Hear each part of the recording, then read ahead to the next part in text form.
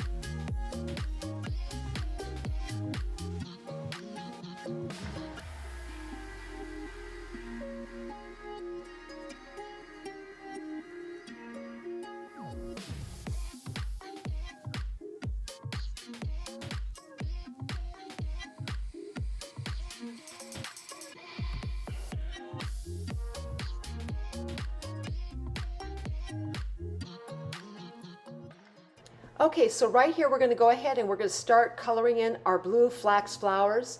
And again, I'm just kind of showing you right here. I'm bringing in my blue cobalt from my Prismacolor. I'm bringing in my Mediterranean blue and my powder blue. And then on the shell, I'm going from that point area and I'm just kind of placing in that color. And you know, you could tell just from right here, I'm getting a lot of crumbs. I'm getting a lot of, and that's going to happen on this. That's kind of just the nature of how these shells are. There is not, unlike paper, paper will take in the pencil pigment, okay? This stuff is right on the surface. So you kind of got to bear down a little bit to get the pigment in. This is not necessarily the case with every colored pencil, but we'll be getting into that later. Otherwise, right here, all I'm saying is go ahead, put your pencil in. You might have to bear down a little bit, not too much, but some. And understand too that the way I've prepped this shell, it's just the shell, it's got its base on it.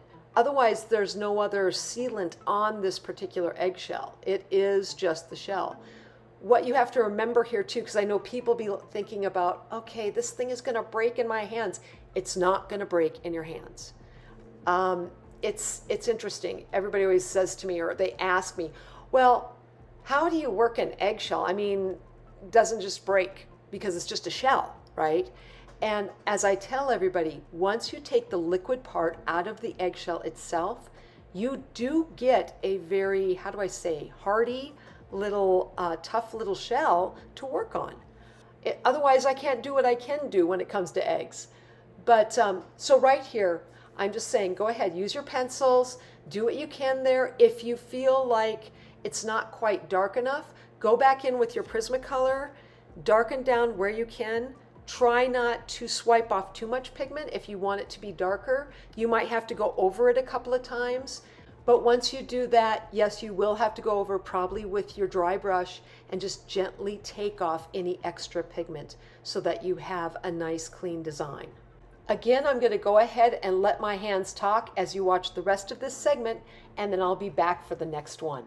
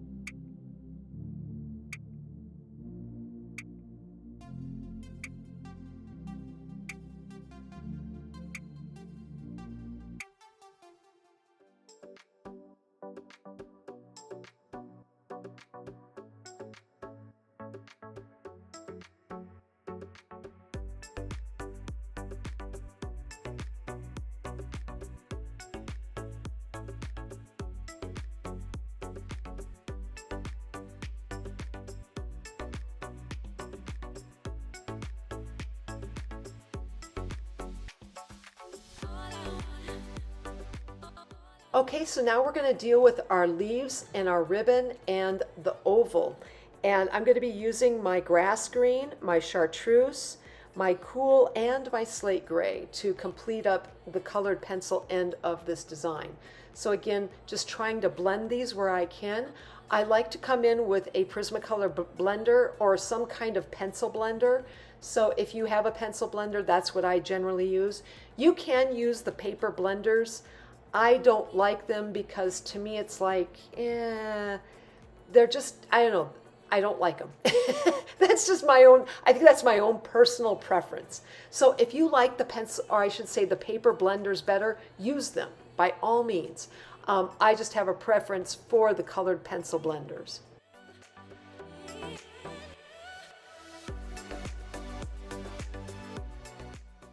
Okay, so right here you could tell I'm using my slate gray on that ribbon area. I thought I really wanted to distinctualize it from the oval, which I'm going to be getting here in a second. I wanted to kind of, I liked, and this is just a personal preference again, but I really like that slate gray. There's a bit of a bluish tinge to it, not much, it's very, very slight, but I love it. It's one of my go-to grays. I just love that particular gray in the Prismacolor. And I'm using that just kind of in the little tiny corner areas of the ribbon, and I'm going to carry that all the way throughout. And then when I get to the oval, I wanted to go ahead and use my cooler gray to kind of distinctualize it from the ribboned area.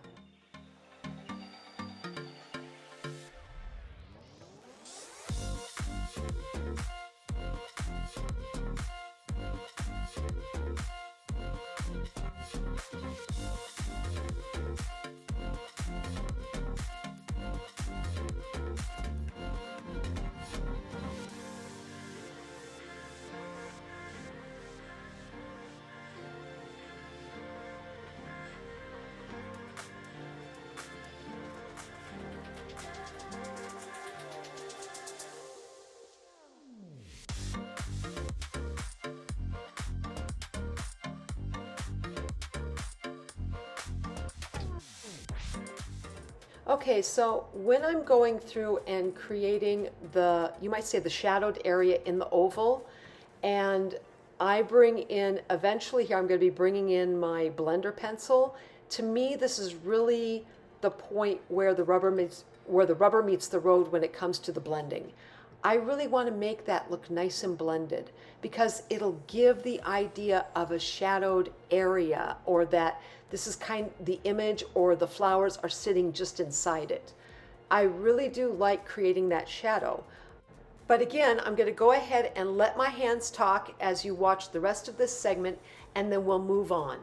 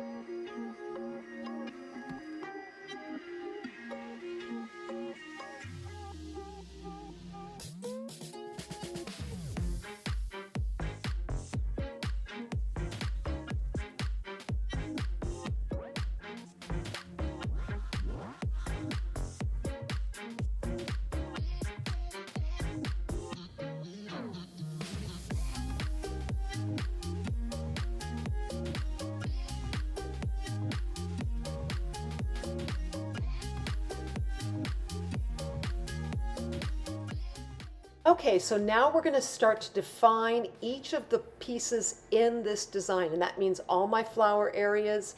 And right here I am using my Tombow graphite pencil. It is a fine, so I'm using this particular one because it gives a nice dark, but it doesn't smudge or smear as much. I found that using my number 2 regular pencil, it works, but I have to always feel like I got to go back in, and it just smears pretty bad. This seems to hold it together a little bit more, so that's why I use my Tombow. I would suggest going out and checking out your graphite pencils. I think the fine pencils seem to keep a nice distinct line, and they don't smear quite so bad.